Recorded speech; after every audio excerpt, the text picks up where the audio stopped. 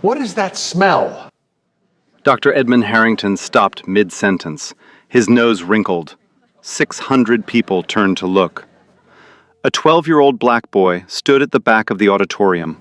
Joseph Bradley. Second-hand clothes.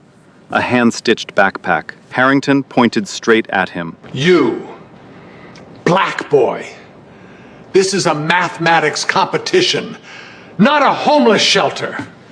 Joseph's voice was barely a whisper. Sir, I'm registered. I just want to compete. Compete? Harrington laughed. With what? That thick skull? He tapped his own head. God gave your kind strong backs, not strong brains. Know your place. Scattered laughter. A few gasps. Now get out before you stink up my auditorium. Joseph didn't move. His hands shook, but his feet stayed planted. What happened next? No one satisfying that satisfying. Let me tell you where this story takes place. Northwestern University, Lunt Hall, the mathematics department. A building filled with portraits of great thinkers, all of them white. All of them are men. The hallways smelled like old books and money. Every year, this building hosted the Midwest Young Scholars Mathematics Invitational, 32 years running, the most prestigious math competition for middle school students in the region. And in 32 years, not a single winner had come from a public school. Not one. Every champion came from private academies, prep schools with tuition higher than most families' annual income. The competition was simple. Solve problems, beat your opponents, win the prize. But the real rules? Those were unwritten, and everyone knew them. Rule 1, dress the part. Rule 2, speak the part. Rule 3, look the part. Joseph Bradley broke all 3. Now let me tell you about Dr. Edmund Harrington, because understanding him is important. Harrington wasn't just some random professor. He was a legend. Published over 200 papers, nominated for the Fields Medal, the Nobel Prize of Mathematics. He had taught at Northwestern for 50 years. The competition itself was his creation. But his greatest achievement? A problem he wrote as a young doctoral student. The Harrington partition problem. A puzzle about numbers and patterns that had defeated every mathematician who attempted it. For 50 years, the best minds in the world had tried. All of them failed. Harrington wore that failure like a crown. The unsolvable problem proved his genius. If no one could crack it, that meant he had created something perfect. He believed in talent, but only a certain kind. Talent that came from proper breeding, proper schools, proper families. In his mind, greatness required cultivation, like a rare flower that only grows in expensive soil. A black child from the south side of Chicago? That wasn't a flower. That was a weed. Now let me tell you about Joseph. He lived with his grandmother, Mrs. Delphine Bradley, in a public housing project. 2 rooms, thin walls, neighbors who fought at night. His mother had died when he was 6. His father was never in the picture. Mrs. Bradley was 71 years old, a former school teacher. She raised Joseph on Social Security checks and prayer. Every night she told him the same thing. God gave you a gift, baby. Don't let anyone tell you different. The gift? Numbers. Joseph saw patterns everywhere. In the cracks on the ceiling, in the rhythm of raindrops, in the way pigeons gathered on power lines. His brain worked differently. Mathematics wasn't something he learned, it was something he breathed. But there was no money for private tutors, no money for prep school. So Joseph taught himself. Every day after school, he walked 40 minutes to the Harold Washington Library. He read textbooks meant for college students. He watched lectures on YouTube. He filled notebook after notebook with equations. By age 12, he had taught himself calculus, linear algebra, number theory, all from library books and free videos. But none of that mattered in Lunt Hall, because when people looked at Yosef, they didn't see a genius. They saw a poor black boy in cheap clothes. Now, the competition. $25,000. That was the prize for first place. $25,000. For most families, that was a nice bonus. For Yosef's grandmother, it was survival. Mrs. Bradley was sick. Diabetes, heart problems. The medical bills kept piling up. She had sold her car to pay for Yosef's registration fee. $50 they couldn't afford. You win that money, she told him, and don't you worry about nothing else. Yosef had nodded. He didn't tell her he was scared. He didn't tell her about the nightmares. He just hugged her and promised he would try. So here he was, standing in an auditorium full of wealthy white kids, being told to leave by the most powerful man in the room. The competition was live-streamed. Local news cameras lined the walls. 600 people sat in the audience. And at home, on a borrowed tablet, Mrs. Bradley watched her grandson get humiliated in front of the world. But Yosef didn't leave. He reached into his backpack, pulled out a crumpled registration form, and held it up for everyone to see. "Sir," he said quietly, "I'm registered. I have the right to compete." Harrington's smile disappeared. The room went silent. What would he do now? The registration form trembled in Yosef's hand, but he held it high. Harrington stared at it like it was garbage. "Where did you get that?" "Online, sir. I paid the $50 fee." Harrington snatched the paper. His eyes scanned it. His jaw tightened. The form was legitimate. Every box checked, every signature in place. For a moment, no one breathed. Then Harrington crumpled the paper into a ball.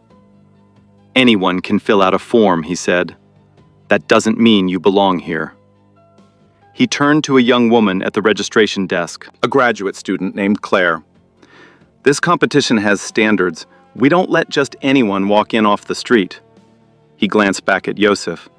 "Especially not from the street." Claire hesitated. "Professor, technically his registration is valid. The rules say—" "I wrote the rules," Harrington cut her off. "And I say we test him first."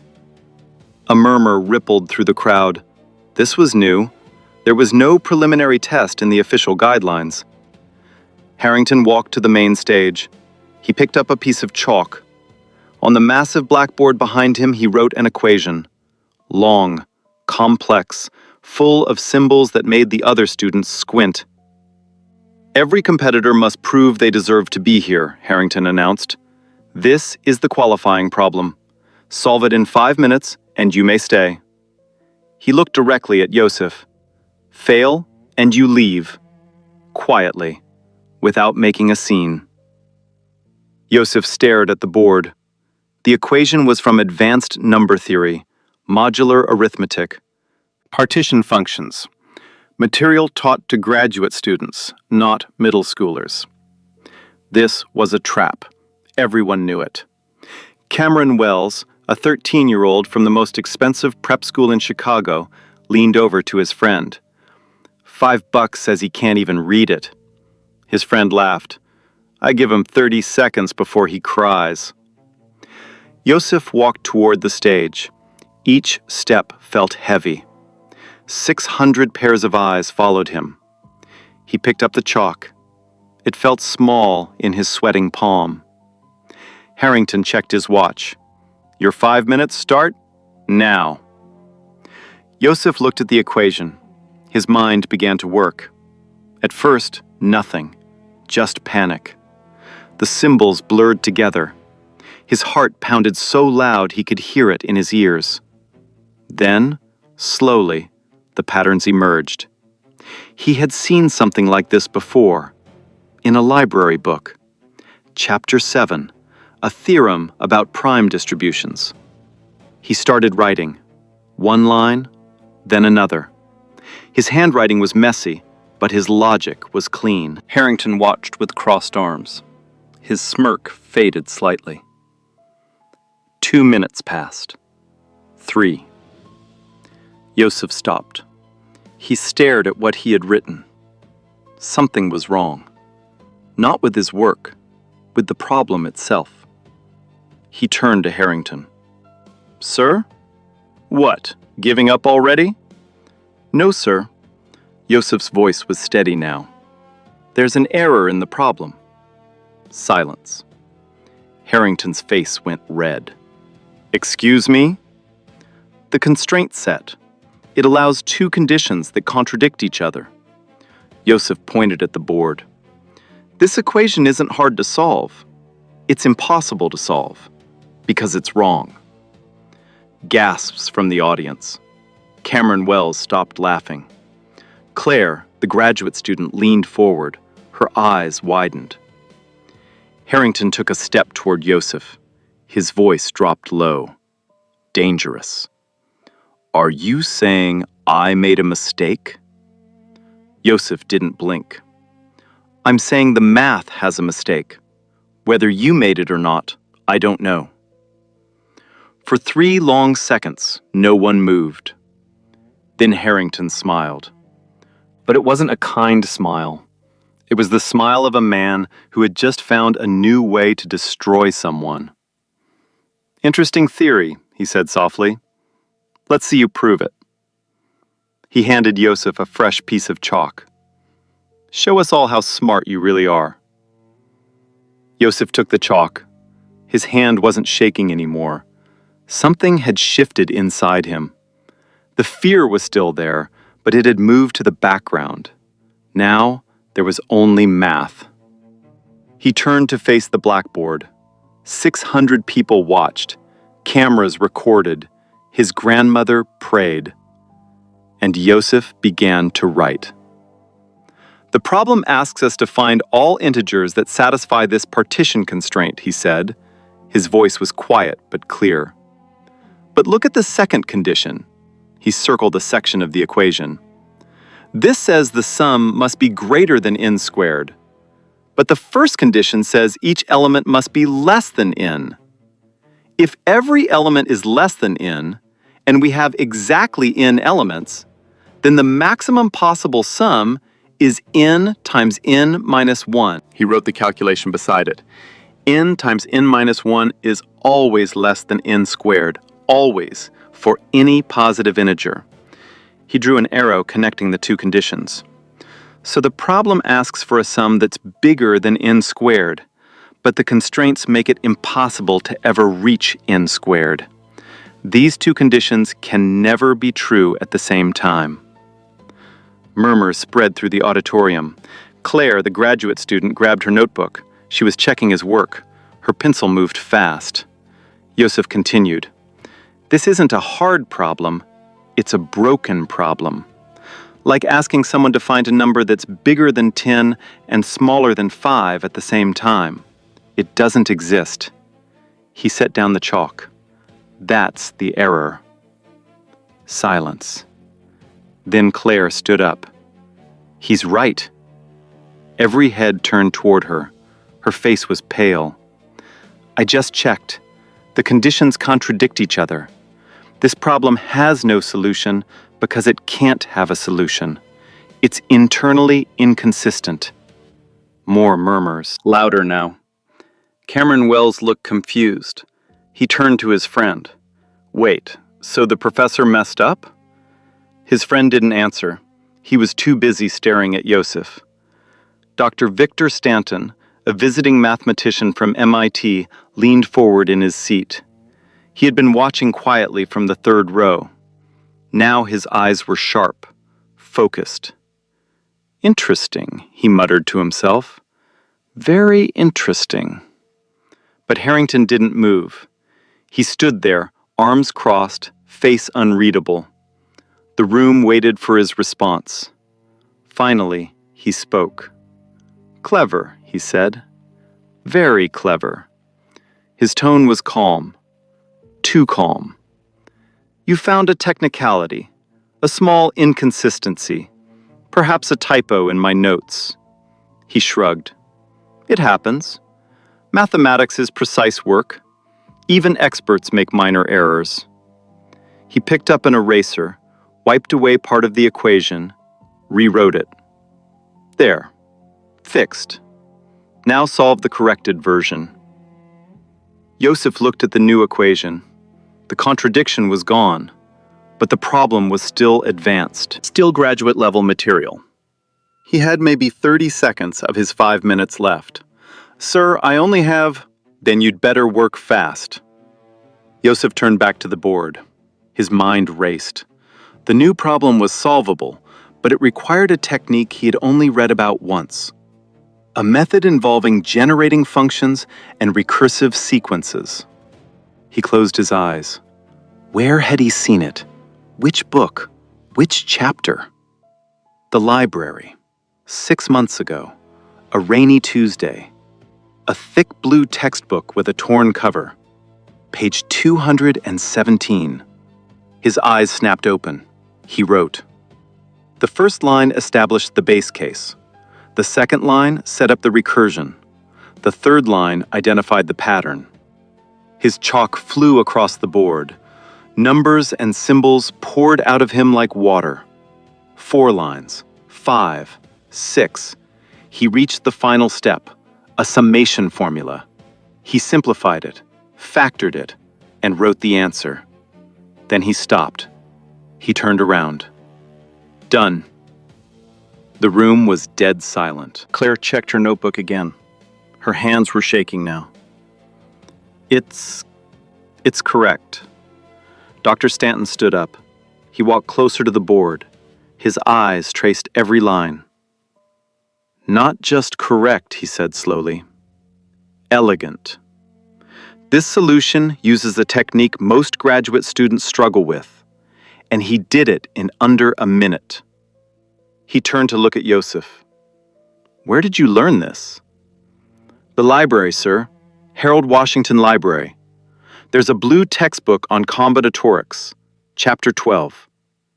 Stanton stared at him for a long moment. Then he nodded slowly. Remarkable. The audience began to whisper. Some looked impressed. Others looked uncomfortable. A few prep school parents shifted in their seats. But Harrington? His face was stone. He walked toward Yosef, slowly, deliberately. He stopped just inches away. You found one error, he said quietly. So quietly that only Yosef could hear. Don't think that makes you special. Yosef met his eyes. I don't think I'm special, sir. I just want to compete. Harrington held his gaze for a long moment.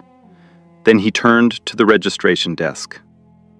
Mark him as qualified, he said. His voice was flat. Probationary status. Claire frowned. Professor, probationary status is for students with incomplete paperwork. His registration is complete. Probationary status, Harrington repeated. My competition, my rules. He walked back to his seat at the judge's table. He didn't look at Yosef again. But Yosef didn't care about status. He didn't care about rules. He was in. He walked back to the competitors section. The other students moved aside to let him pass. Some stared. Some whispered. Cameron Wells watched him with narrowed eyes. Yosef found an empty seat in the back corner. He sat down. He placed his backpack on his lap, and for the first time that day, he allowed himself to breathe. But this was only the beginning, because Harrington wasn't finished. Not even close. The qualifier had been a test, a small one. The real challenges were coming, and they would be much, much harder. What would Harrington throw at him next? The competition began. Round 1. All competitors solving problems at the same time. 50 students hunched over desks, pencils scratching, pages turning. The problems were hard. Calculus, geometry, logic puzzles that twisted your brain into knots. Yosef finished first. He raised his hand. A proctor collected his paper. The other students looked up. Some are confused. Some are annoyed. Cameron Wells glanced at his own half-finished work, then back at Yosef. His jaw tightened. "Lucky guess," he muttered. But it wasn't luck, and deep down, Cameron knew it. The judges reviewed Yosef's answers. Every single one is correct. But they spent 20 minutes examining his work, checking for errors, looking for reasons to disqualify him. They found nothing. "Unconventional notation," one judge commented, "but mathematically sound." Harrington said nothing. He just made a note in his folder. Round 2, head-to-head elimination. Yosef versus Cameron Wells, the prep school prince against the library kid. The problem involved graph theory, networks of points connected by lines. Find the shortest path that visits every point exactly once. Cameron attacked it with brute force. He tried every possible combination. His paper was filled with calculations. Sweat formed on his forehead. Yosef stared at the problem. He didn't write anything for 30 seconds. Cameron smirked. "What's wrong? Too hard for the street corner?" Yosef ignored him. His eyes moved across the page, seeing something no one else could see. Then he picked up his pencil. He drew 3 lines, wrote one equation, circled the answer, done. The proctor blinked. "Already?" Yosef nodded. Cameron was still calculating when the time ran out. He hadn't finished. The judges checked Yosef's work. Correct. He identified a symmetry in the graph that reduced the problem to a simple formula. Dr. Stanton smiled slightly. "That's not something you learn in textbooks. That's pure intuition." Cameron slammed his pencil down. "This is ridiculous. He's cheating somehow." "Mr. Wells," Dr. Stanton's voice was calm but firm. "There is no cheating in mathematics. Either the answer is right or it's wrong. His answer is right." Cameron's father, a man in an expensive suit, stood up from the audience. "I want a formal review. My son has been preparing for this competition for 3 years. There's no way some random kid from the ghetto—" "Sit down, Mr. Wells," Dr. Lorraine Ashford spoke for the first time. She was the dean of the mathematics department, a black woman in her late 50s, calm, measured, powerful in her own quiet way. "Your son lost fairly. The competition continues." Mr. Wells turned red, but he sat down. Harrington watched the exchange with cold eyes. He said nothing, but his pen moved across his notepad. Writing. Planning. Round 3. The semifinals. New rules. Competitors must explain their solutions verbally, out loud, in front of everyone. This was designed to favor private school kids, students trained in debate, public speaking, the art of sounding smart. Yosef had never spoken in front of more than 10 people in his life. His opponent was a girl named Elizabeth Thornton, blonde hair, perfect posture, daughter of a federal judge. The problem was complex, differential equations. Elizabeth solved it correctly. Then she explained her solution like she was giving a TED talk. Confident, polished. Every word is precise. The judges nodded approvingly. Then it was Yosef's turn. He solved the problem, also correct. But when he tried to explain it, his voice cracked. "So you take the derivative, and then..." He paused, swallowed. started again. The function has a critical point where... His sentences were short, choppy. He avoided eye contact. Elizabeth smirked. But he didn't stop. He pushed through, word by word, step by step. And when he finished, the logic was flawless. Dr. Stanton leaned back in his chair. The presentation needs work, but the mathematics is perfect. Harrington finally spoke. Presentation is part of mathematics. How you communicate your ideas matters. A brilliant solution explained poorly is worthless. He looked at the other judges. I recommend we penalize for clarity. Dr. Ashford shook her head. We're judging mathematical ability, not elocution. Then perhaps we should change the criteria. The criteria are set, Edmund. They have been for 32 years. Harrington's eyes narrowed, but he didn't argue further. Not yet. Yosef advanced to the finals. The live stream chat exploded with comments. Who is this kid? Southside genius? Harrington looks like he swallowed a lemon, LMAO. This is insane. A library kid beating prep school robots? The audience buzzed. Something was happening here, something unexpected, and everyone could feel it. But the finals were still ahead, and Harrington was about to play his final card. What would he do to stop Yosef?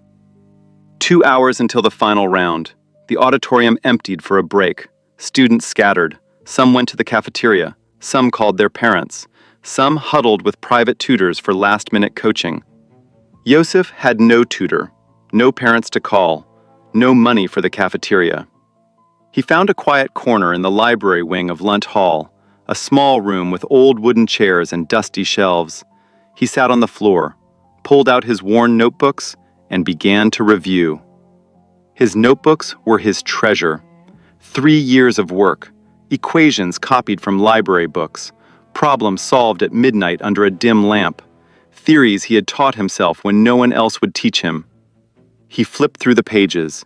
His handwriting had changed over the years, from messy and uncertain to sharp and confident. But today his hands were shaking again. The final round. Against students who had been groomed for this their entire lives. With judges who didn't want him there.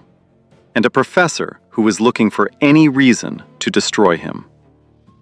Focus, he whispered to himself. Just focus on the math.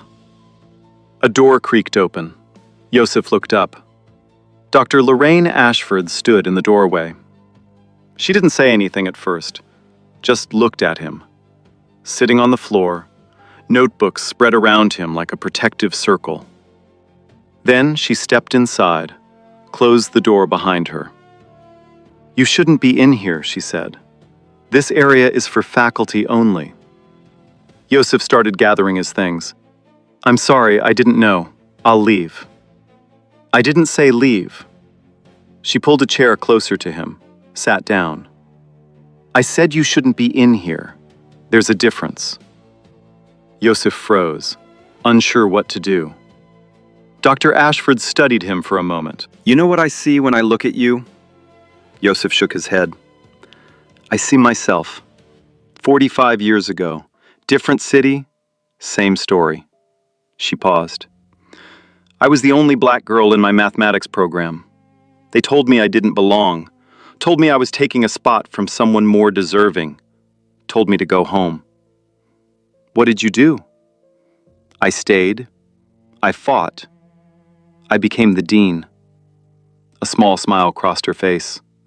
And now I get to decide who belongs and who doesn't. She reached into her pocket, pulled out a granola bar, placed it in his hand. You need to eat. The final round is going to be brutal. Yosef looked at the granola bar. His stomach growled. He hadn't eaten since breakfast, a bowl of oatmeal his grandmother had made before dawn. Thank you, he said quietly. Dr. Ashford stood up, walked toward the door, then stopped. One more thing. Edmund Harrington is not a stupid man. He knows you're talented. That's why he's afraid of you.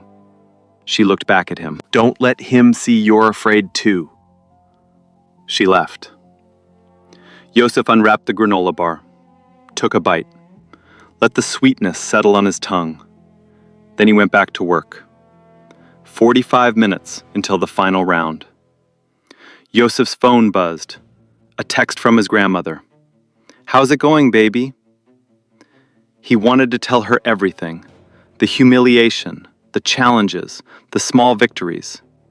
But his phone battery was at 3%. He typed quickly. "I'm in the finals. Pray for me. Send." The screen went black. Dead. He stared at the dark phone. His only connection to home.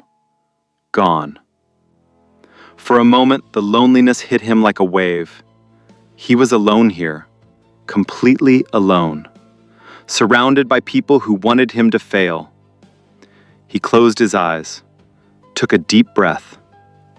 Focus. Just focus on the math. 30 minutes until the final round. The competitors' waiting area was tense. 3 other finalists sat at separate tables, all from prep schools, all with coaches whispering in their ears. Elizabeth Thornton reviewed flashcards with her father. He pointed at each card. She answered without hesitation. Another finalist, a boy named Preston Clark, worked through practice problems with a private tutor who charged $500 an hour. The third finalist had withdrawn, walked out during the break. The pressure was too much. That left 4. Elizabeth, Preston, a quiet girl named Victoria Nash, and Yosef. Cameron Wells approached Yosef's corner. He stood over him, arms crossed, face twisted with contempt. "You got lucky," Cameron said. "That's all this is, luck." Yosef didn't look up from his notebook. "Round 2 wasn't luck. I saw the symmetry. You didn't." Cameron's face reddened. "You think you're smart? You think you're better than us?" He leaned closer. "You're nothing. You're a charity case. A feel-good story for the news cameras. But when this is over, you'll go back to your rats and your roaches and your pathetic little life, and nobody will remember your name." Yosef finally looked up. His eyes were calm, steady. "Maybe," he said. "But right now, I'm in the finals, and you're not." Cameron's hands balled into fists. For a second, it looked like he might throw a punch. Then a proctor appeared. "Mr. Wells, spectators are not allowed in the competitors' area. Return to your seat." Cameron shot Yosef one last look. Pure hatred. Then he walked away. Yosef's hands were trembling, but he didn't let it show. 10 minutes until the final round. The finalists were escorted to the main auditorium. The audience had grown. Word had spread. Local news had called in extra cameras. 600 seats were full. People stood in the aisles. More watched online. The live stream counter showed 50,000 viewers. Yosef walked past the crowd. He heard whispers. "That's him, the library kid. I heard he taught himself calculus at 9. No way, that's impossible. Look at him. He looks so young." He doesn't stand a chance against Elizabeth. She's been training for years. Yosef kept walking, eyes forward, chin up. He took his place at the competitors' table, front row, center stage. The judges sat behind a long wooden desk. Dr. Stanton, Dr. Ashford, 2 other professors, and Harrington, in the middle, the head judge. He was smiling. Not a kind smile, not a welcoming smile.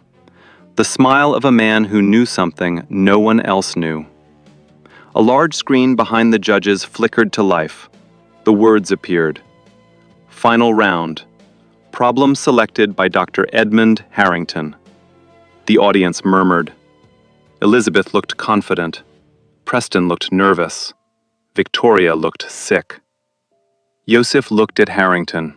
Harrington looked back. And in that moment, Yosef understood. Whatever was about to happen, it wasn't going to be fair. At home, on a borrowed tablet, Mrs. Delphine Bradley watched the live stream. Her hands gripped her rosary. Her lips moved in silent prayer. "Show them, baby," she whispered. "Show them what God put in your mind." The screen changed.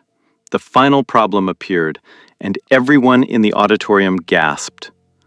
What did Harrington choose? The equation filled the entire screen. Dense, complex, terrifying. But it wasn't just any equation. At the bottom of the screen, in small letters, were the words, "The Harrington partition problem, unsolved, 50 years." The audience erupted. Is he serious? That's his own problem. No one has ever solved that. This is insane. Dr. Ashford stood up. Her voice cut through the noise. "Edmund, what is this?" Harrington spread his hands. Innocent, reasonable. "This year we raise the bar. Our young scholars claim to be exceptional. Let's see how exceptional they truly are. This problem has defeated professional mathematicians for 5 decades. You're asking children to attempt it?" "I'm asking them to try," Harrington smiled. "Isn't that what education is about? Reaching for the impossible?" Dr. Stanton shook his head slowly. "This isn't a test. This is an execution." "Then let them withdraw." Harrington gestured at the finalists. "Anyone who feels overwhelmed is free to leave. No shame, no penalty." He looked directly at Yosef. "Some of us know our limits. Others need to learn them." The message was clear. This problem was chosen for one reason: to destroy Yosef publicly. Preston Clark stood up immediately. His face was pale. "I withdraw." He walked off the stage. His tutor followed, already making excuses to his parents. Victoria Nash lasted 10 seconds longer. Then she withdrew too. That left Elizabeth Thornton and Yosef Bradley. Elizabeth stared at the screen. Her confidence had cracked. Her father gestured frantically from the audience, but she couldn't read his signals. She looked at Harrington, then on to the problem, then at her shaking hands. She swallowed. "I'll try." But her voice said she had already given up. Yosef hadn't moved. He stared at the equation. The Harrington partition problem. 50 years unsolved. The life's work of a man who hated him. Every mathematician who had attempted this problem had failed. Professors, researchers, genius minds from every corner of the world. And now it was placed in front of a 12-year-old boy from public housing. A trap. An impossible trap. The logical move was to withdraw, preserve his dignity, walk away before the humiliation. But Yosef thought about his grandmother, her medical bills, the $50 she had sacrificed, the pride in her voice when she told him to show them. He thought about every person who had told him he didn't belong, every door that had been closed in his face, every time someone had looked at his skin and decided he was worthless. He picked up his chalk. "I'll try too." Harrington's smile widened. "Then let's begin." The clock started. 60 minutes. Could Yosef do what hundreds of professional mathematicians could not? 20 minutes passed. Elizabeth Thornton had written 3 lines, then stopped. She stared at her paper. Her pencil hadn't moved in 10 minutes. Yosef's board was covered with equations. His chalk flew across the surface. Numbers, symbols, arrows connecting ideas. He was attacking the problem from every angle he knew. Partition functions, generating sequences, modular constraints. The audience watched in silence. Even the whispers had stopped. Dr. Stanton leaned forward. His eyes traced Yosef's work. "He's trying the recursive approach," he murmured. "Bold choice." Harrington sat back, calm, patient, like a man watching a mouse walk into a trap. 30 minutes passed. Yosef stopped. He stared at his work. His eyes moved from line to line, checking, rechecking. Something was wrong. His recursive approach had led to a contradiction, a dead end. The path he had been building collapsed in on itself. His heart sank. He picked up the eraser, wiped away everything, the entire board. Blank again. Gasps from the audience. He erased it all. What is he doing? He's lost. Cameron Wells leaned over to his father. Told you, library math. Laughter rippled through the prep school section. Yosef stood frozen. His mind was racing. But for the first time, nothing came. No patterns, no insights, just static. 40 minutes passed. Elizabeth had given up. She sat with her head in her hands. Her paper was blank except for her name. Yosef had started again. A new approach, different technique. But this one was failing too. He could feel it. The walls are closing in, the solution slipping further away. His chalk broke in his hand. He stared at the pieces on the floor. The audience began to murmur. Poor kid. He tried his best. It was never possible. Harrington set him up. Harrington glanced at his watch. 20 minutes left. His smile was barely contained. Yosef's shoulders slumped. For the first time, doubt crept in. Real doubt. The kind that tells you to stop fighting. The kind that whispers you were foolish to try. Maybe they were right. Maybe he didn't belong here. Maybe a boy from public housing had no business challenging a problem that defeated the best minds in the world. He looked toward the exit. 3 steps. That's all it would take. 3 steps, and this nightmare would be over. His feet didn't move. But his eyes drifted across the audience, searching for something, anything. And then he saw it. A student in the front row, wearing a faded t-shirt. On the shirt was a fractal pattern, a simple design, triangles nested inside triangles, each layer a smaller copy of the whole. Self-similarity. Yosef's breath caught. A memory surfaced. 3 years ago, a rainy Tuesday at the library, a thick book with a torn blue cover. Chapter on prime factorization. He had noticed something strange that day, a pattern in how primes distributed themselves. It had seemed random at first, but when he looked closer, there was a hidden structure, a symmetry. He had written it down in his notebook, page 47, then forgotten about it. Until now. His eyes snapped back to the board. What if everyone had been approaching this problem wrong? What if they had been starting from the top and working down, complex to simple? What if the answer required the opposite, simple to complex, building from the smallest case, letting the pattern reveal itself? His hand moved before his mind caught up. He grabbed a fresh piece of chalk. At the back of the auditorium, Dr. Ashford watched. She had seen that look before.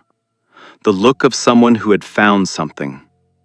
She gave a single nod, almost imperceptible, but Yosef caught it. And something shifted inside him. The doubt didn't disappear, but it moved aside, made room for something else. Determination.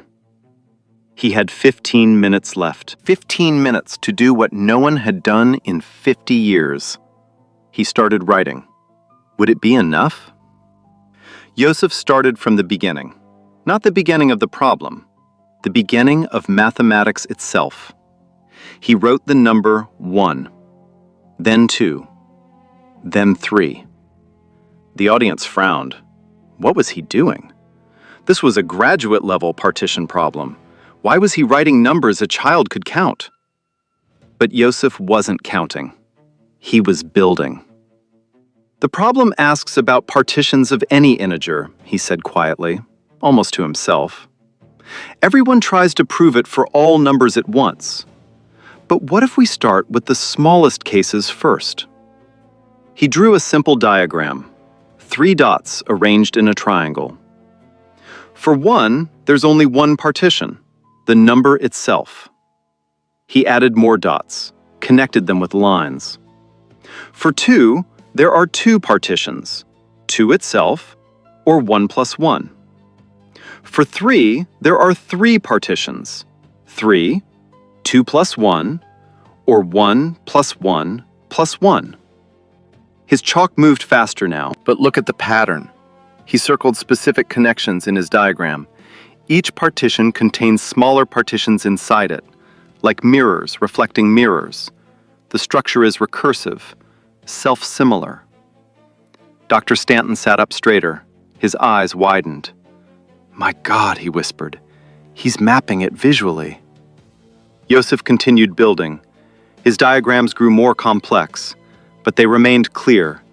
Each layer nested inside the previous one, triangles within triangles, patterns within patterns, just like the fractal on the student's t-shirt. 10 minutes left. The reason no one solved this, Yosef said, is because they treated it as an algebraic problem. They tried to force it into equations. But it's not algebraic, it's geometric. He drew a large triangle, divided it into smaller triangles, divided those into smaller ones still. The partitions map onto a fractal structure, and fractals have a special property. They're self-similar at every scale, which means he wrote a new equation. Short, elegant. If the pattern holds for the small cases, it must hold for all cases, because the large cases are just combinations of the small ones. He turned to face the judges. That's the insight everyone missed. They were looking at the ocean. They needed to judge and look at the drops. 5 minutes left. Yosef's chalk flew across the board. He was writing the formal proof now, translating his visual insight into mathematical language. Lemma, theorem, corollary. Each step built on the previous one. Each line followed logically from the last. The audience had gone completely silent. Even the GJ seemed to hold their breath. Elizabeth Thornton watched with her mouth open. She had stopped crying. Now she was just staring. Cameron Wells gripped the armrests of his seat. His knuckles were white. Dr. Ashford's hands were clasped in front of her face. Praying? Hoping?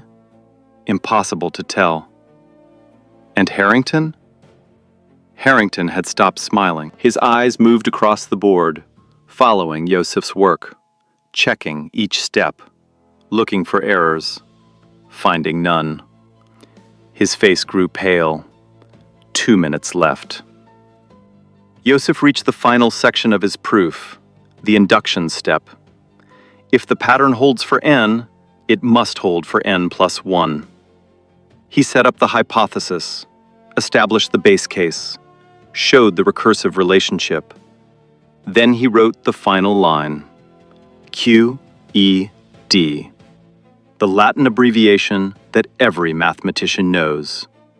Quod erat demonstrandum, that which was to be demonstrated. Proof complete.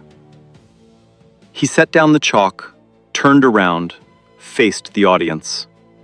For 3 seconds, nothing happened. 3 seconds of absolute silence. Then Dr. Victor Stanton rose to his feet. His voice was barely a whisper, but in the silence, everyone heard it. It's correct. He walked toward the board. His eyes traced every line, every symbol, every connection. It's not just correct, he said, louder now. It's elegant.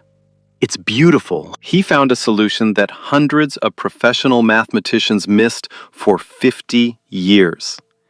And he did it with triangles. He turned to face Harrington. Edmund, your problem is solved. Harrington didn't move. His face was frozen. That's not possible. I'm looking at the proof right now. It's rigorous, it's complete. Every step is valid. Harrington stood up, walked to the board. His hands trembled slightly as he traced the equations. The recursion, he muttered. The self-similarity. It's obvious once you see it. He turned to look at Yosef. Really look at him for the first time. How did you see it? His voice cracked. 50 years. The best minds in the world. How did a child see what we couldn't? Yosef's answer was quiet, calm. I didn't have anyone to tell me it was impossible, sir. I just followed the numbers where they wanted to go. Silence. Then the auditorium exploded. Applause, cheering, screaming. 600 people on their feet. The sound was deafening. It washed over Yosef like a wave. He didn't know what to do, how to react. He had never heard applause before. Not for him. Students were shouting, cameras were flashing. The live stream chat scrolled so fast it became a blur. He did it! History right here! That kid is a legend! Harrington's face am dead. Dr. Ashford was crying. She didn't try to hide it. Tears rolled down her cheeks as she clapped. Dr. Stanton shook his head in disbelief. A smile spread across his face. Remarkable, he kept saying. Absolutely remarkable. Elizabeth Thornton walked over to Yosef. Her eyes were red, but she extended her hand. I've never seen anything like that. Congratulations. Yosef shook her hand. Thank you. I mean it. You deserve this. Cameron Wells stayed in his seat. He didn't clap, didn't move, just stared at the board with empty eyes. His father had already left, too ashamed to stay. And at home, on a borrowed tablet with a cracked screen, Mrs. Delphine Bradley pressed her hands to her mouth. Tears streamed down her face. That's my baby, she whispered. That's my grandbaby. On stage, Yosef stood alone. The noise surrounded him. The lights blazed down. Hundreds of strangers cheered his name. But in his mind, he was back in the library. Rainy Tuesday. Torn blue book. Page 217. He had found the pattern that day. And today, he proved it to the world. But the story wasn't over yet, because Harrington was still standing there, and the look on his face said this wasn't finished. What would happen next? The applause faded. Dr. Ashford stepped forward. She raised her hand for silence. Before we proceed to the award ceremony, there is a matter we must address. She pulled up a document on the main screen, the competition rulebook. According to our records, Yosef Bradley was registered under probationary status. She glanced at Harrington. A status typically reserved for students with incomplete paperwork, which was not the case here. Harrington shifted in his seat.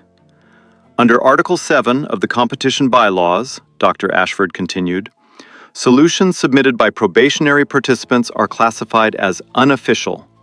They do not count toward rankings or prizes. The audience murmured. Confusion. Anger. Wait, so he doesn't win? That's insane! He just solved a 50-year-old problem. Yosef felt his stomach drop. After everything, after all of it, they were going to take this away too. Harrington straightened his tie. A small smile returned to his face. Rules are rules, he said calmly. I don't make them, I simply enforce them. Actually, Edmund, Dr. Stanton stood up, you did make them. You wrote Article 7 yourself in 1994. He walked to the center of the stage. But here's the thing. If Northwestern refuses to recognize this proof because of a bureaucratic technicality, MIT will. We'll publish it under his name tomorrow. The Joseph Bradley solution to the Harrington partition problem. He looked at Harrington. Your problem. His name. Forever. The audience erupted again. Cheers, laughter. Someone shouted, "Get wrecked!" Harrington's face went white. The live stream had 70,000 viewers now. Donors were watching. Board members. The university president. His legacy. His reputation. His life's work. All of it hanging by a thread. He had no choice. He stood up slowly, walked to the microphone. Each step is heavy. The committee, he paused, swallowed. The committee recognizes Joseph Bradley as the winner of the 32nd Midwest Young Scholars Mathematics Invitational. Another pause, longer this time. And as the solver of the Harrington partition problem. He couldn't say, my problem, but everyone heard what he didn't say. The room exploded once more, but there was one more surprise waiting. What had Dr. Ashford been planning all along? The cameras kept flashing, reporters pushed forward, microphones appeared from every direction.